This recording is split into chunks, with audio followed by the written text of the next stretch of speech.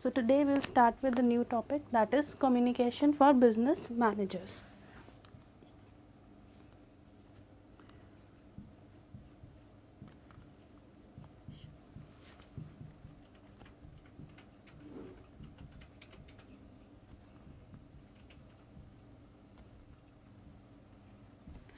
Now communication is a very common topic which basically means transmission of knowledge from sender to receiver.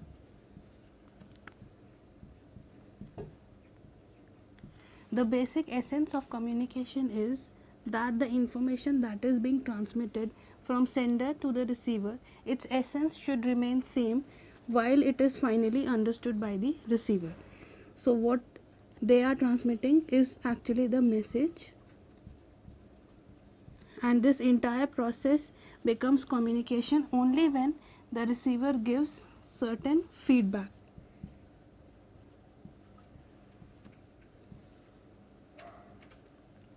Now feedback is important to understand whether communication was successful or not.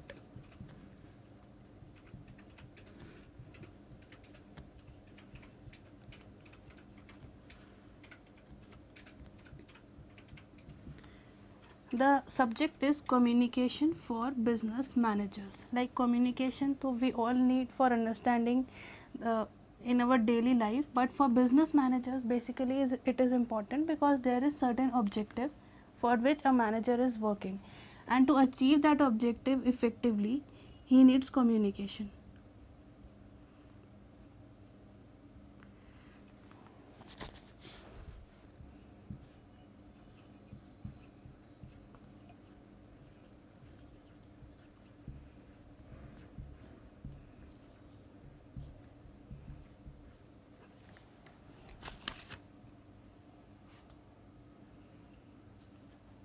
Communication in general is of two types, which is interpersonal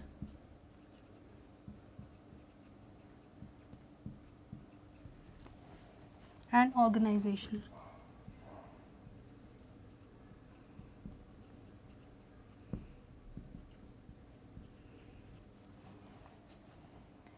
As the name suggests, interpersonal is basically little of informal, and organizational is when the communication is done from a larger group. So we can say interpersonal is between two parties,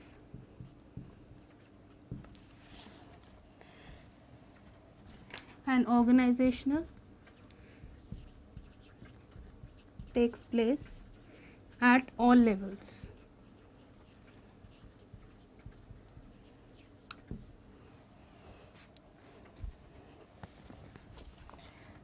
Now we will understand that what are the medium through which these two types of communication takes place. The interpersonal communication can take place through exchange of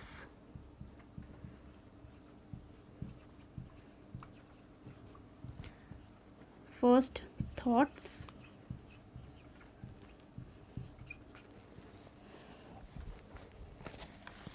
then it can be messages or some kind of information.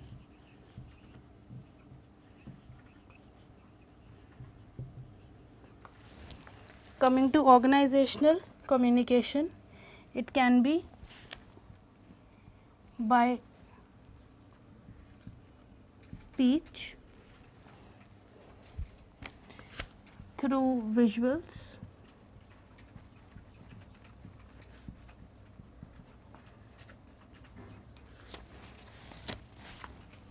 or through any form of writing.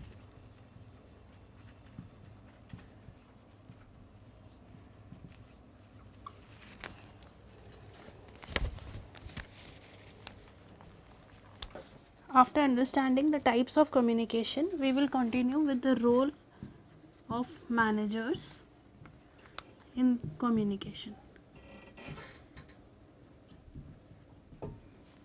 Basically, the role that a manager plays in the communication role can be categorized into three types, which are again interpersonal,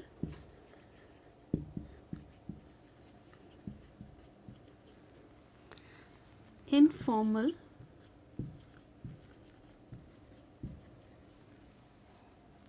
and decision making.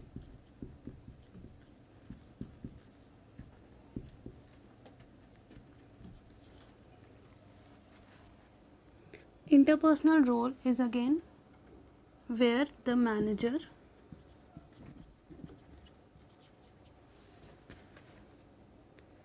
communicates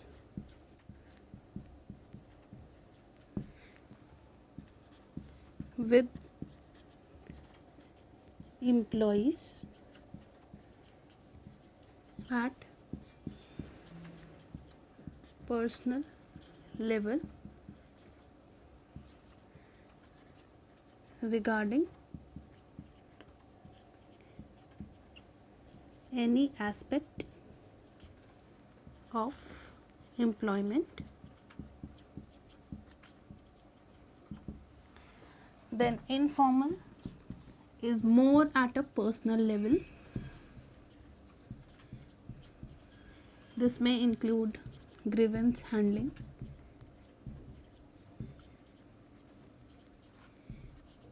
any kind of dispute or personal issues.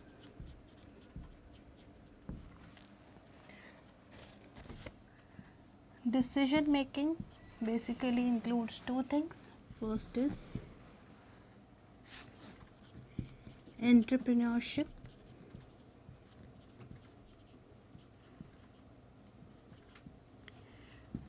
and second is negotiations.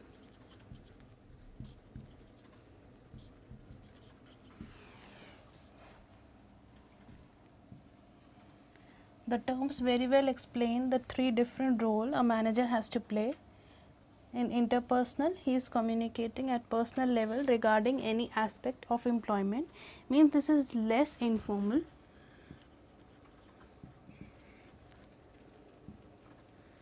This one is extremely informal, where the personal issues of employees are addressed. And this one is more of a formal one, where negotiations are done regarding any issues that all the employees as a whole are facing in an organization. So this was about the role of manager in communication. Then let's understand what are the different ways in which communication can take place.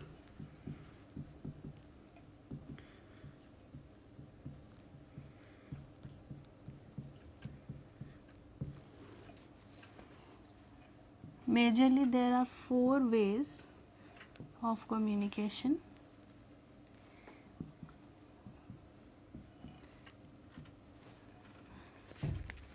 First is verbal,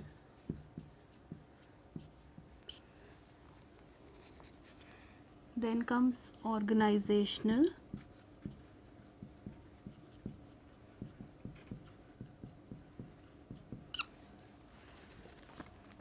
then third one is written, and last is body language.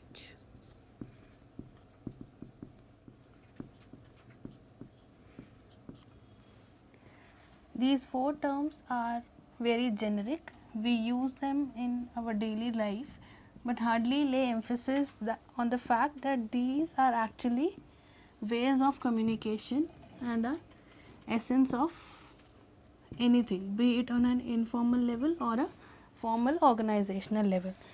Now, verbal communication, as the name suggests, it takes place through words.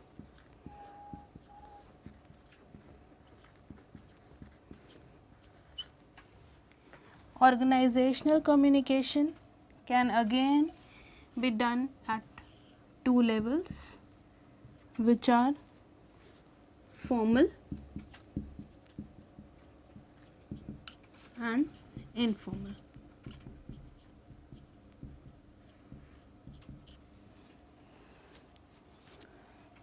Now, how do we differentiate between a formal organizational communication and informal organizational communication? The way is that formal communication follows a hierarchical order,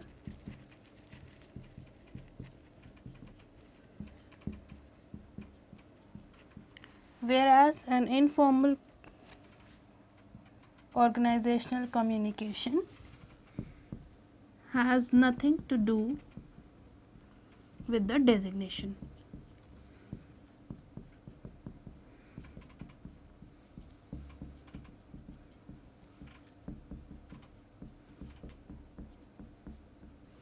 As the name suggests, it is an informal kind of communication, so it has nothing to do with the designation. In this, any level employee can communicate with another any level employee or employer or any outside person related to the organization. And the basic objective of informal organizational communication is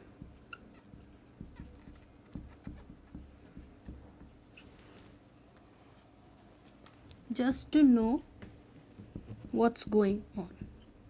There is no specific objective, but yes, it should be related to the organizational, as we are considering as a part of organizational communication. What's going on? Then talking about the third form of communication, which is a written communication. As the name suggests, this can be through emails, through letters,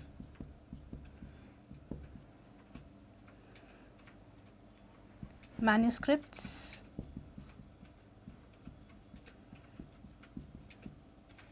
and notices. It basically involves all those things wherein the information is present in written format, etc. Body language. It is one form of communication that cannot be categorized as verbal or written. It is something which has to be understood just by observing. This may include your body movements or any form of gesture that you carry. Your personality also carries a language which is depicted under this body language category. So, it includes facial expressions,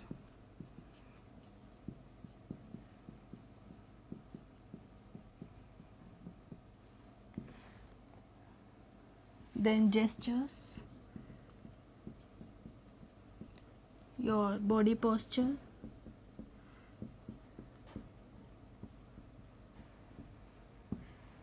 body movements, etc.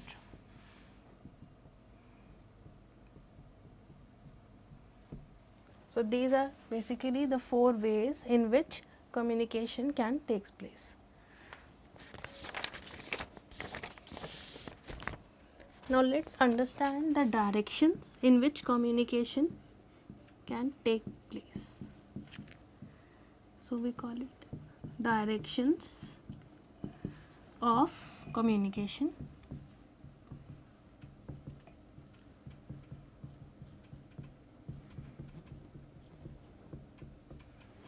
Like if we are traveling, we need to see the direction in which we are going, so as to see that we reach the correct destination. Similarly, in communication, we need to understand the direction in which we are communicating, so that we can choose our words, the way we are choosing for communication properly. So, direction is again of 3 types. One is upwards, then is downwards,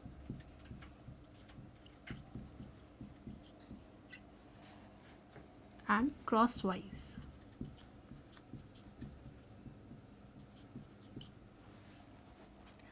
Upward communication would be something like this, where a subordinate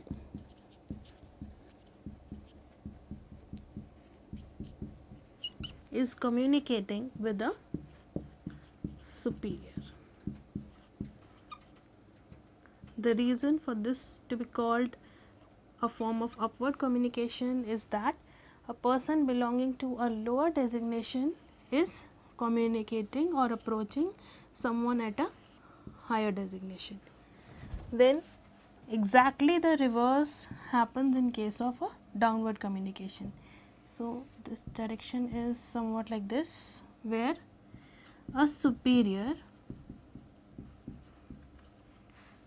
transmit a message to the subordinate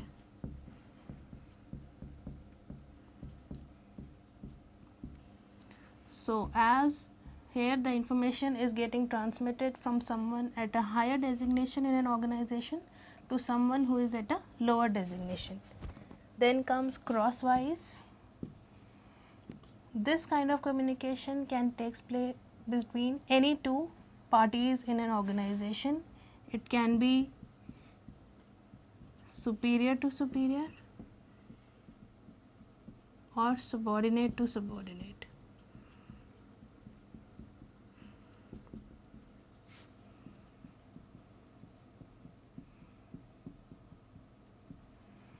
Coming to what kind of information takes place upward, downward and crosswise.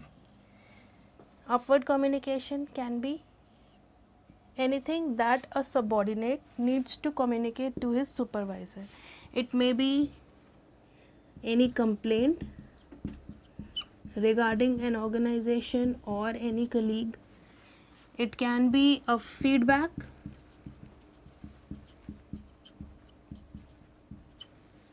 Then it can be a suggestion.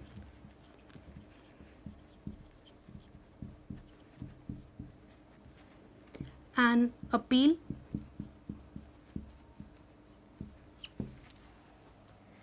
Then coming to information which we can call downward. Now it includes any message that a superior has to communicate to the subordinate. This can be an order. This can be any goal that a superior wants subordinate to achieve. This can be appraisal. This can be only a motivation.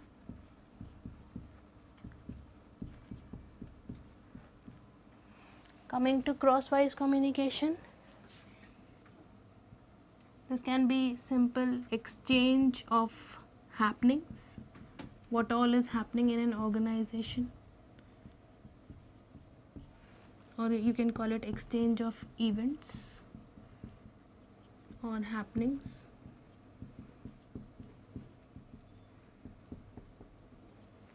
This can again be a gossip, because this is a cross communication, so it can be between any party. Or this can be a general discussion.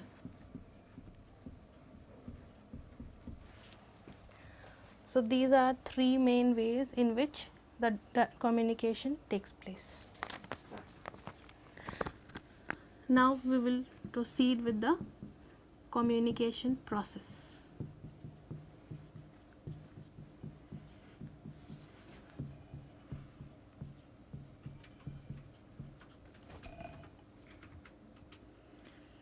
When we talk about process of something, it is a set order or a systematic series of steps that need to be followed in the similar manner as they are bound to be. So the communication, first we will understand the parties.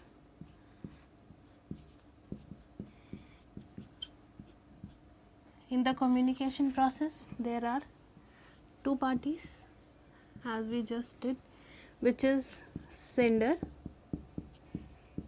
who intends to send some information or message to the other party, which is the receiver. and what one is sending to the other is the message.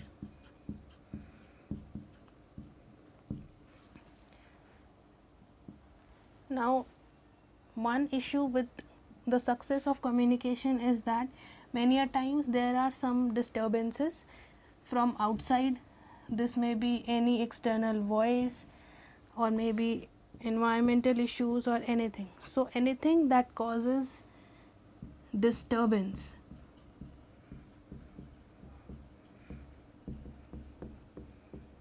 in communication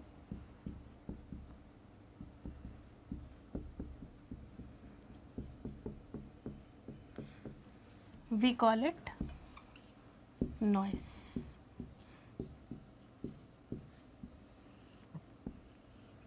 Noise can be anything that is causing problem in receiving the message in the same manner as it was intended to be.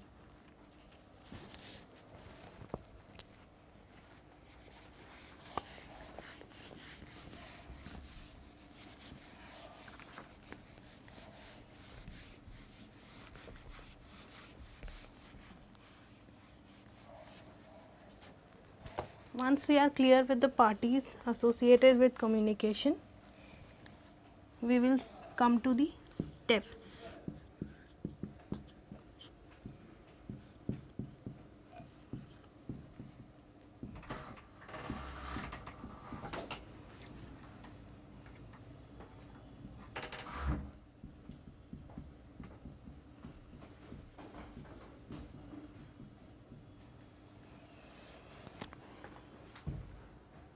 The very first step in the process of communication, we call it as an idea.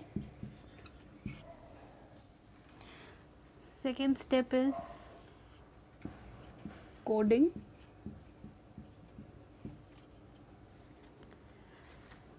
Third is transmission.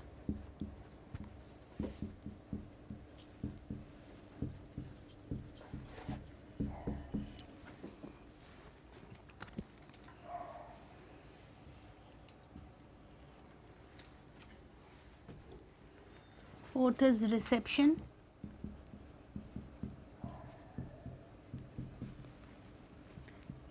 Fifth, decoding. And sixth is interpretation.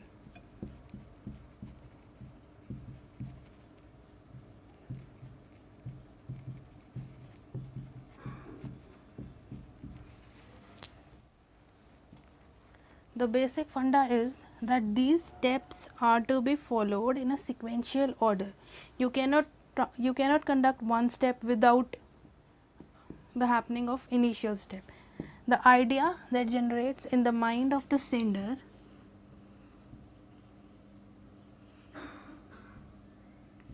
in sender's mind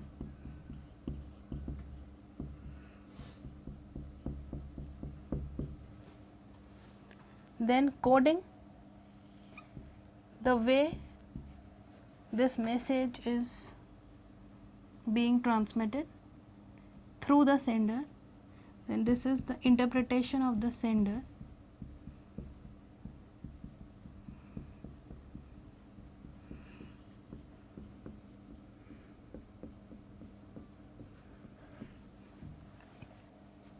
Coming to transmission, this is the phase wherein the message is getting transmitted from sender to the receiver. So, this is a travel stage, or you can say travel of message.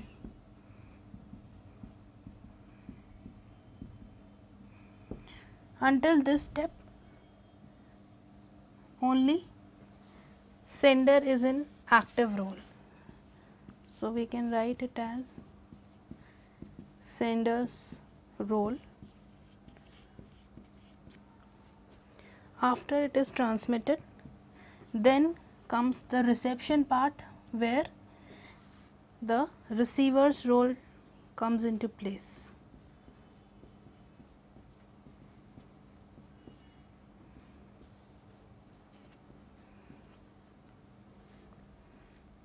from stage 4. In reception, the message reaches the receiver. It has just reached. The receiver has not yet understood or interpreted. So, message received. Like if someone is speaking and you are just listening, once it falls on your ear and you are listening, that is the stage where reception is taking place. This doesn't mean that you are understanding that thing in the way it was intended by the sender. After the message is received, it is decoded. Means the way receiver understands, so this can be called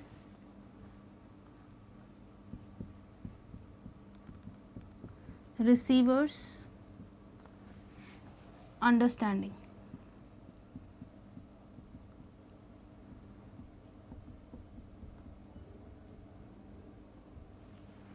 And finally, interpretation means how he takes the message.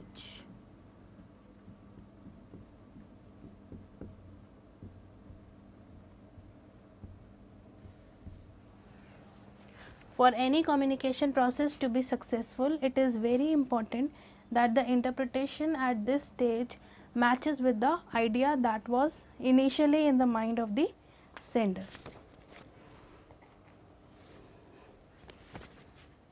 And anything that would interrupt the process would be nothing but noise. Noise can take place at all stages. So, can come at any stage.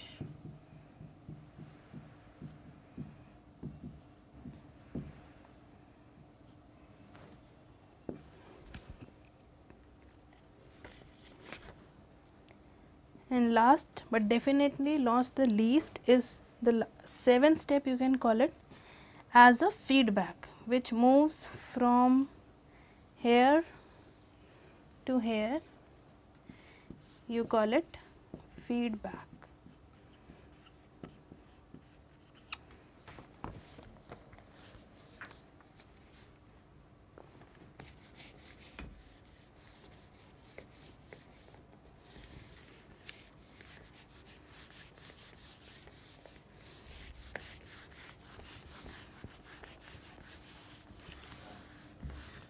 Now starting with skills needed for effective communication. Skills for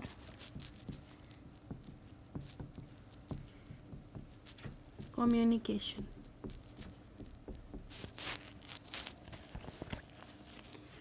There are 4 skills that one needs to be an effective communicator, which are thinking,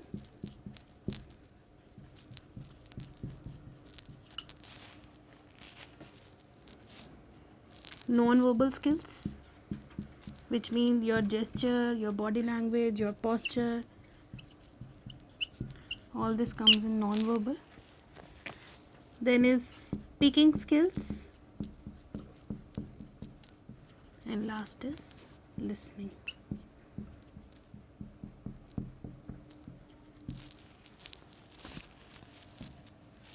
All these all together form effective communication.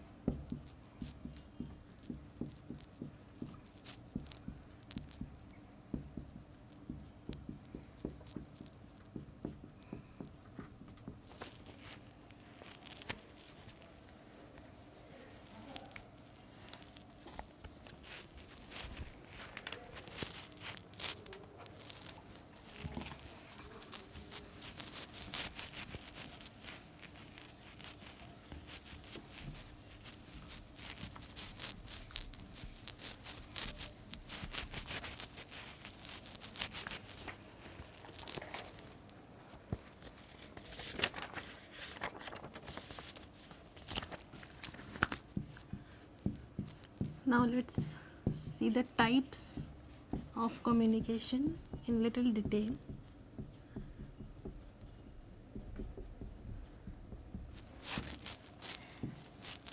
there are two types, verbal and non-verbal.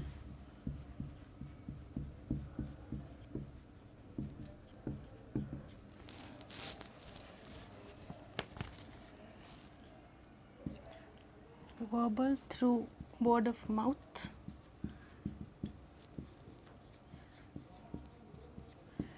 and non-verbal through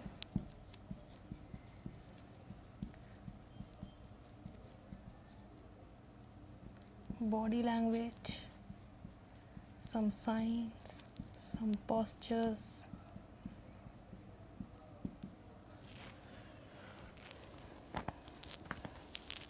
Verbal can again be oral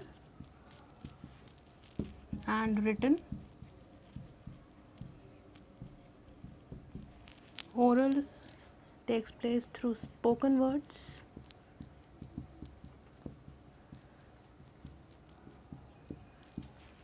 and written through written words.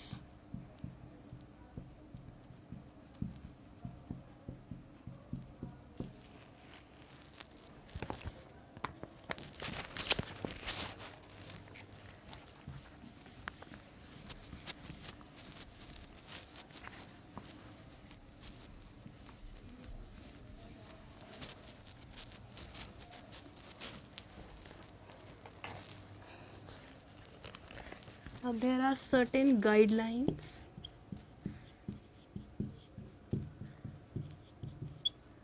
that one needs to keep in mind for effective communication.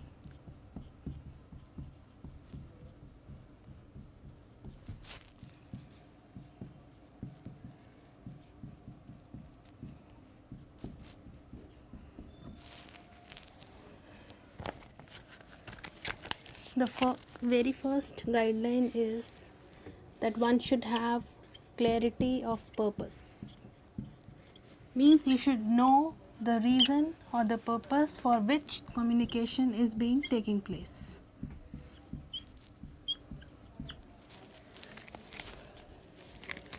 Second, it should be a shared activity.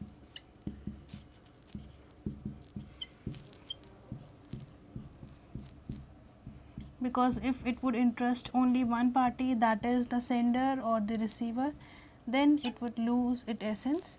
As we studied that the basic essence of communication is that the message should be interpreted in the same manner as intended by the sender. So this means it should be a shared activity. Then there should be a common set of symbols which is understandable by both the parties, to avoid any misinterpretation.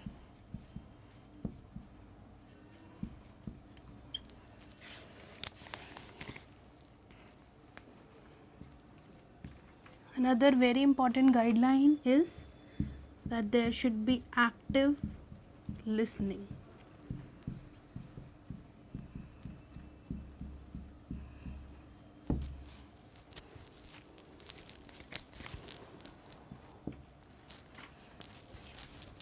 There should be desirable amount of politeness on the part of speaker and the listener as well.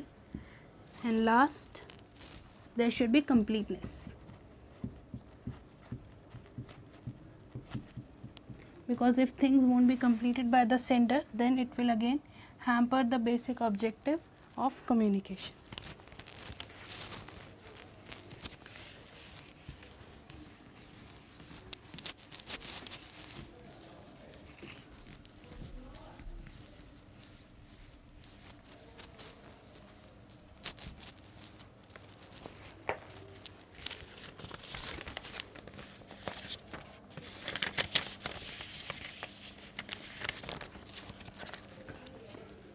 Starting with techniques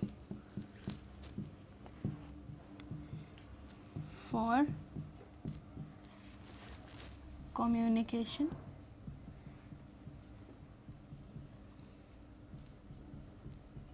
Although it is a very informal aspect, but again we can have certain techniques that can help one to achieve or conduct communication effectively.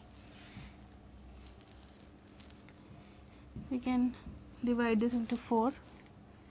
One is your listening technique, then expression that you carries while listening as well as speaking. Third is taking criticism positively.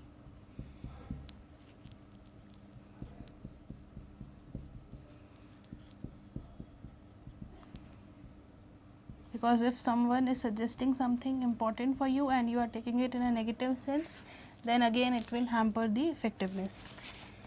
Avoiding any kind of arguments, because this will again cause wastage of time and the mindset with which the sender is communicating would be disturbed. And last is understanding your audience.